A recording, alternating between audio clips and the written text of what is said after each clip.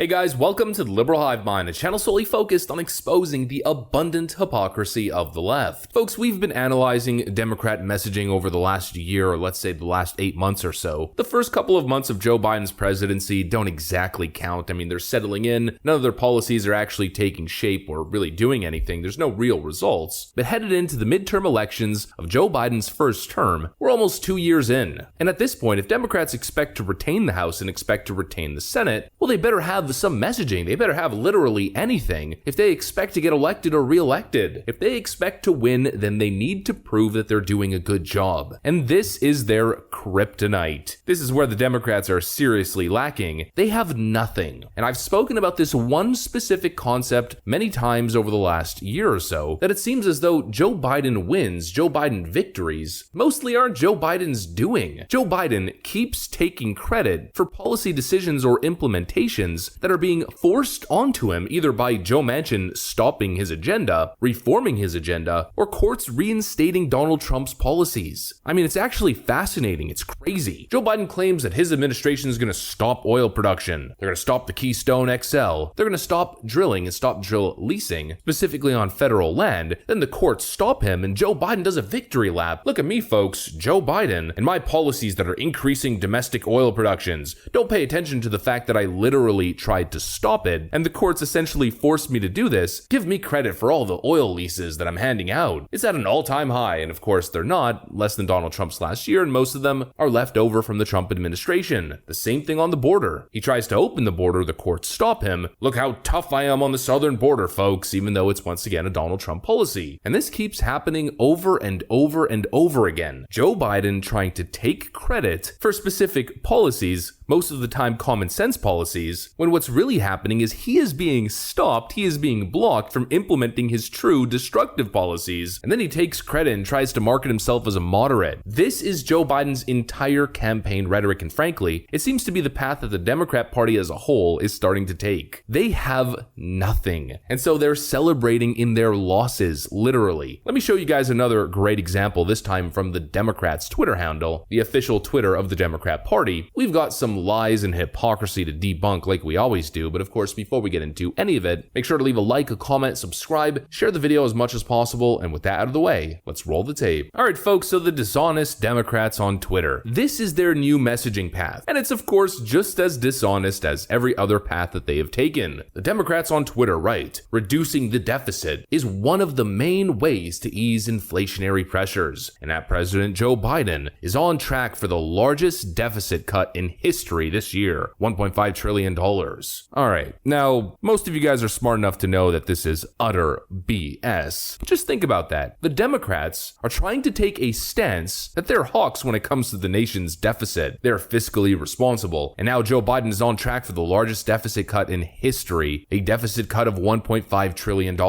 And when you read that, and many uneducated Democrats that are supporting this stuff, like I've read all over the Twitter comments, because of the Democrats misrepresenting this, people think that what the Democrats are talking about here, or what's going on, is that Joe Biden cut the deficit by $1.5 trillion, meaning Joe Biden is running a surplus of $1.5 trillion and reducing the debt, reducing the national debt by $1.5 trillion. That is so ridiculous. And what Democrats are purposely misrepresenting here, presenting in a purposely confusing way, is that this year's deficit, the 2022 deficit, is going to be $1.5 trillion less than last year. Well, let's do some simple math, folks. Well, if we look at last year's deficit, which was the second highest in American history, it was nearly $3 trillion. As you guys can see on this graph right over here, 2020, when the pandemic initially hit, was above $3 trillion, the largest deficit in a single year. But that's when we had no information about this whole coup thing, and there was no jab either. Well, fiscally responsible Joe Biden ran nearly the same deficit into the second year during what was supposedly an economic recovery, meaning the government was probably collecting more tax dollars, and they managed to spend equal, if not more money, in an environment where people were already going back to work, unemployment was down, life was already getting back to normal, and the jab was being distributed to millions of people. So Joe Biden's trying to present himself as a fiscally responsible person when his first year in office was one of the most fiscally irresponsible years ever, arguably the most fiscally irresponsible. And now they're trying to take credit because based on current projections, it's looking like the deficit for the year 2022 is going to be $1.5 trillion less than it was last year, meaning it's still going to be anywhere from $1.2 to $1.5 trillion.